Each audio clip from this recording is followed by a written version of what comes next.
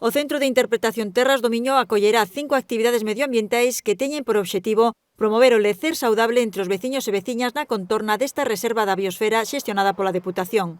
A programación pensada para o público en xeral ou para nenos levarase a cabo desde o 31 de maio ata o 9 de xuño e será de balde. A primeira proposta será a elaboración de conservas artesanais e aproveitamento de recursos, destinada para adultos, o mesmo que as dúas seguintes, que serán sobre o cultivo en testos e a busca de rastros, pegadas e sinais dos animais que nos rodean. As dúas últimas destinaránse a nenos e nenas de 5 a 12 anos. Haberá actividades infantís para coñecer o entorno da Reserva da Biosfera Terras do Miño e xornadas de divulgación científica e educación. As persoas interesadas en participar deberán inscribirse e reservar para cumprir as actuais restricións sanitarias.